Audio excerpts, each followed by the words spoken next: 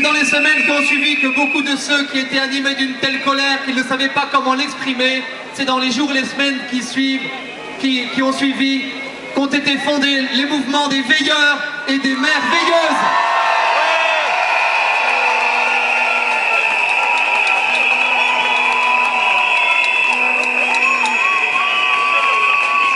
Chers amis, ce tournant est l'une des plus belles promesses de notre mouvement, car cette non-violence intérieure, cette bienveillance même pour les adversaires qui ne savent souvent pas ce qu'ils font, elle est irrépressible et elle nous permet de construire l'avenir.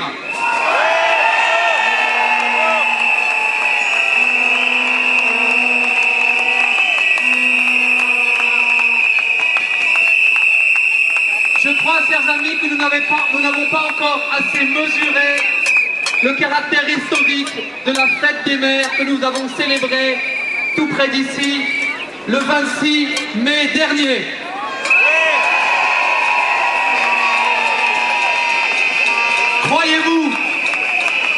Croyez-vous que notre pays ait l'habitude d'immenses foules manifestant contre une loi votée, validée et promulguée?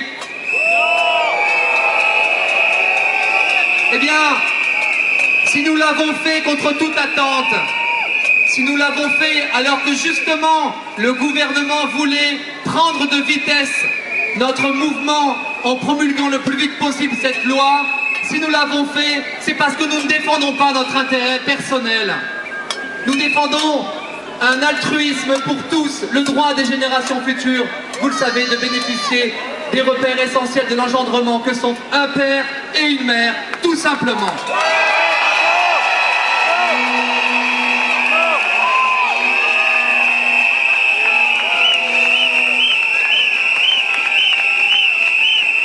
Alors c'est maintenant que tout se joue. C'est maintenant que tout se joue. Ce rassemblement qui a été décalé à la dernière minute et qui est profondément symbolique est une façon de dire à ceux qui nous gouvernent: vous ne pourrez plus passer en force.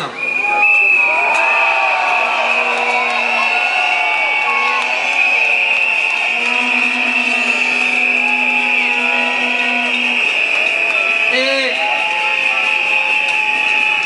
à ceux d'entre vous qui pourraient être tentés par la tristesse, par le découragement ou par la désillusion, je voudrais, jamais me dit-il derrière, 5 fois, eh bien je voudrais dire surtout pas, car je peux vous le dire, le gouvernement sait parfaitement que notre mouvement est capable de réveiller la France.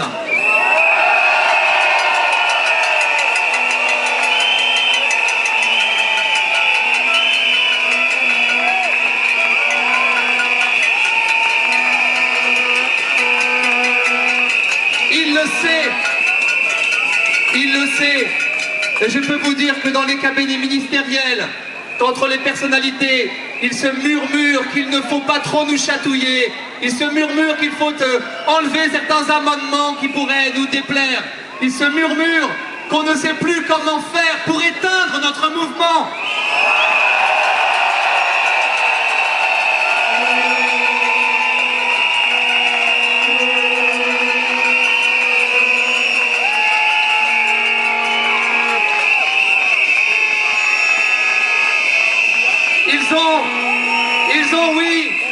Ils ont allumé un incendie, et à mes yeux c'est un bel incendie. C'est l'âme de la France qui se réveille et qui construit son avenir.